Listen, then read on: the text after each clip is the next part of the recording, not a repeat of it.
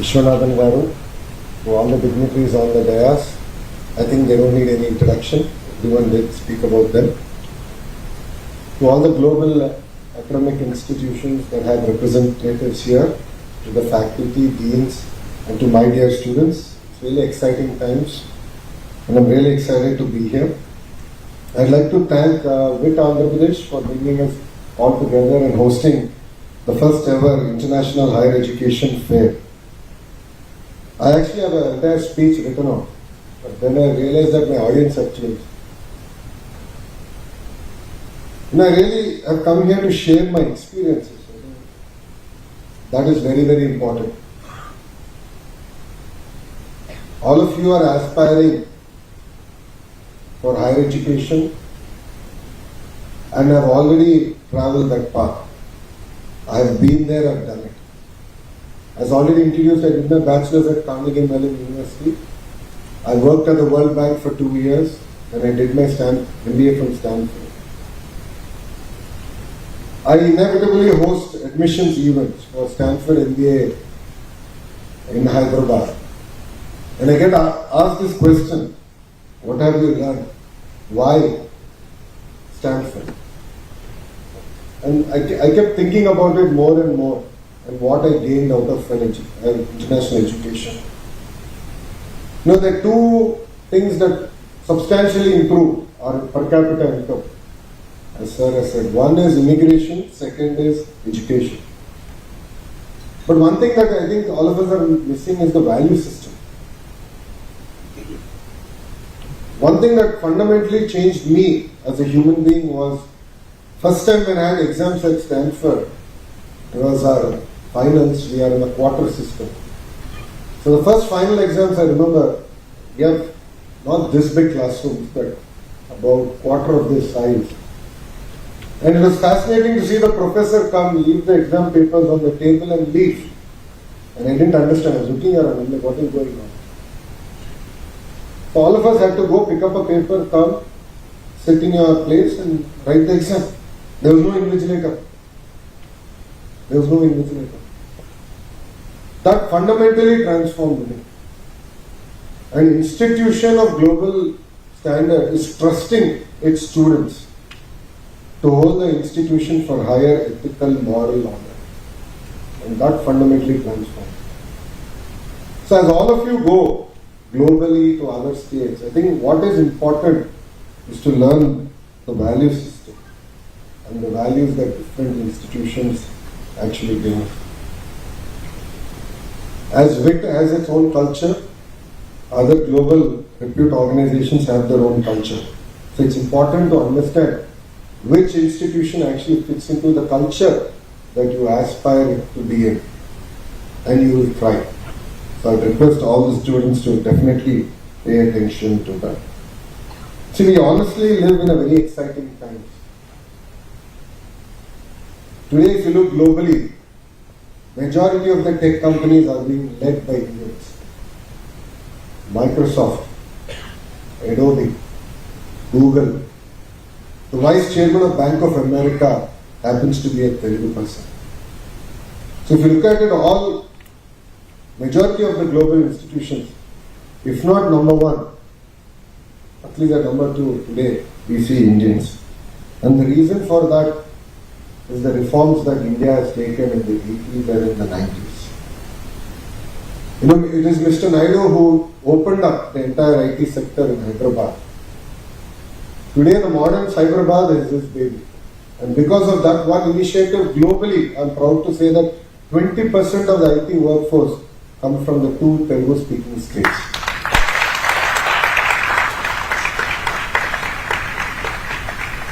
While I'm proud of that fact, I'm also worried that we're losing all our bright minds to the rest of the world.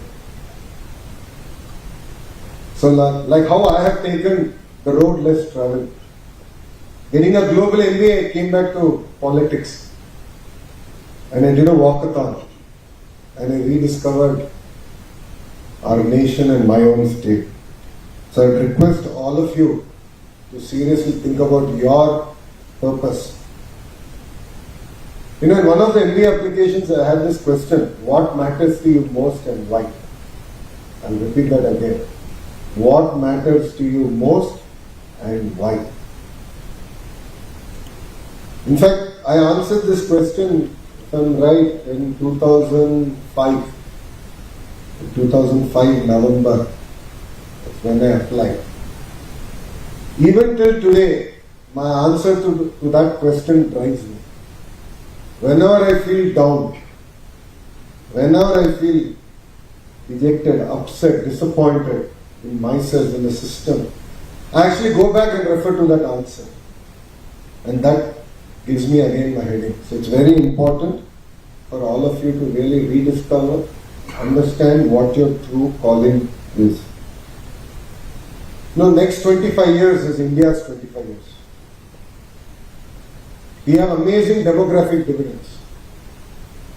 And we are living in very inspiring times. 80% of the jobs that are going to get created in the next 5 years are in sectors we are yet to discover. In fact, I'm 41 years old. Even today, when I go back to the US, I just came back from my trip, I really rediscovered that there's so much new happening in technology. There's so much of innovation happening.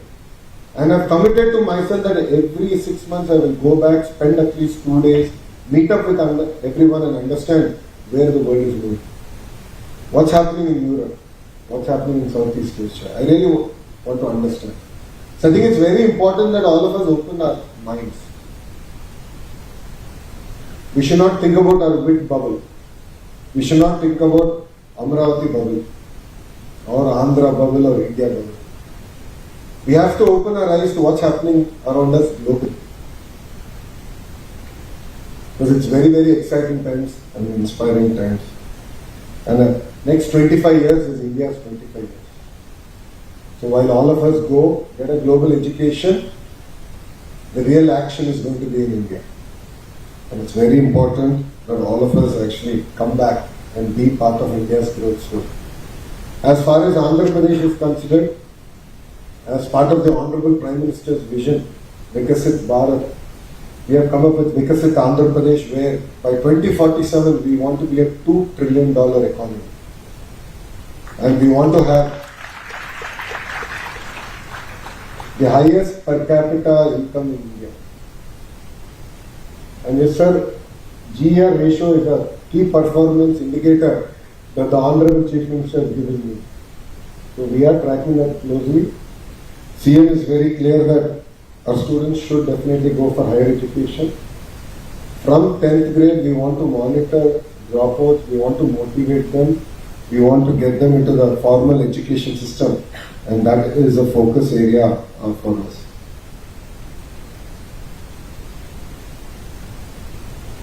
As education minister, I keep getting asked this question. Should we spend more money? And I keep thinking about this. We already have the key building blocks as a nation. But I truly believe our approach to the system is not right. We are focused on outputs and not outcomes. Outputs is our attendance. Outputs is whether we have come to exams or not. But outcomes is how far have we learned. And that is something I'm personally trying to chase and bring about in the entire government education system. Today, I would like to announce, sir, in 5 years, you will see Andhra school education as one of the best in the nation.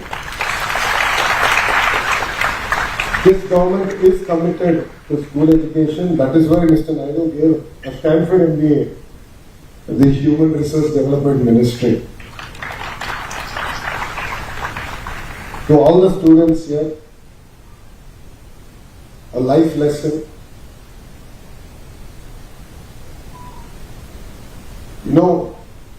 Life is all about a journey. It is not about a destination. You are going to have amazing highs and you will have amazing lows. You will have good days, you will have great days, you will absolutely have bad days and worse days. It's very, very important to take both in the same stride. Number 2, always choose the road less traveled. That opens up amazing opportunities for all of us. Always challenge yourself. always push yourself. I'll give you an example of my own life. 2013, I joined Mr. Naidu's team. We worked, we got elected. Then I joined his cabinet in 2017, but we lost the elections in 2019. I contested from a constituency called Mangalgiri, which Telugu Desam party did not win since 1985. 1985. I contested in 2019 and I lost. I lost with 5,300 votes. I felt bad. It took me 2-3 days to recover from that loss. I said, what did I do wrong? But 2-3 days later I realized that it's my mistake. I couldn't convince the people of Mangalgiri that I am capable, competent of leading them. 5 years I committed to it. 5 years I stuck to Mangalgiri. A lot of people told me, don't contest from Mangalgiri, choose 2 constituencies. Worst case scenario, in case you lose, you'll at least win in your stronghold. I said, that is an easy exit and I will not do it. 5 years I worked hard. I stuck at it. I took all insults. But today I am proud to say, I won it with one of the highest majority in Andhra system.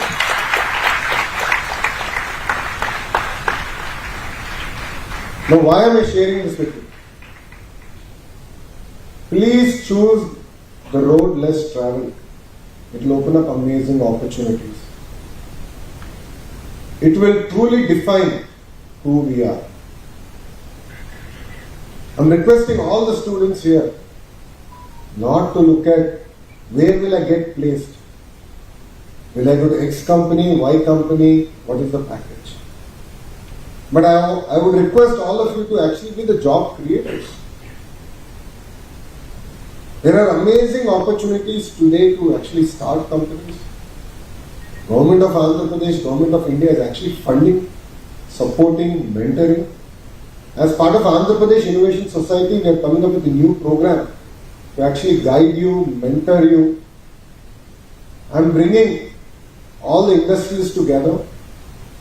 After the demise of Ratan Tata ji, the Honorable Chief Minister actually came up with an entire policy under his name to actually promote entrepreneurs and SMEs. To start that, we actually gave a seed fund of 250 crores. So there are amazing opportunities now available, and your constraint is only going to be your imagination. So I request all the students to think big, dream big, choose a road less traveled, and believe me, 10 years from now, 15 years from now, 20 years from now, when our paths cross, I'm sure you will tell me that it was an amazing journey. So I'd like to thank WIT for having me. WIT Amaravati is something that I've seen. It has grown in front of my eyes. What we're trying to achieve in Amaravati today, I believe will be the role model for the nation. India has not really built global standard cities. And that's always been our challenge. We always talk about China model, Singapore model, or any other model. I think time has come to talk about Indian models. And that is where I truly believe that Amaravati will play a role. Yes, last 5 years, we had a small speed breaker. As I said, life is all about a journey. We have good days and bad days. I think Amaravati had its bad days in the last 5 years. We have overcome it. Good days are ahead of us. And believe me, we will be a benchmark city, not only for India, but for the world. This is going to be the first. This is going to be one of the first cities where we are going to implement technologies at a city scale. It could be AI, it could be district cooling. We are looking at unique technologies on how we can leapfrog as a city. So there are amazing opportunities as a city that Amaravati also offers. As a government, we are very clear. One state, one capital, but then development should get decentralized. Andhra Pradesh, you will see in the next 5 years opening up all its sectors, starting from biomed, medical devices manufacturing, chemical pharma, to biofuels, renewable energy, automotive manufacturing, steel manufacturing. In the last 150 days, you have seen quite a few announcements already coming. And believe me, that is just the beginning. There is amazing excitement now for people. They are willing to come back, they are willing to reinvest in Andhra Pradesh and be part of our journey. And Andhra Pradesh, next 5 years, will be an amazing journey, and together we can make Andhra Pradesh strong again. So thank you very much for having me. I really appreciate your time. And thank you, Rick, for organizing such an amazing program, and I hope you do many, many more. I look forward to visiting all the centers of excellence. I look forward to cutting edge technology getting discovered in WIT. And as a state and as a ministry, we open ourselves up for all this innovation. We are willing to, for lack of better word, be a sandbox or guinea pig. You can experiment on us. We will open up the entire state. I saw your friends talk about testing water to agriculture drones to autonomous vehicles. I think there's amazing work that's happening. We open the entire state, specifically my ministries, out to it, and I look forward to implementing these technologies. Thank you very much, and Jai Hind.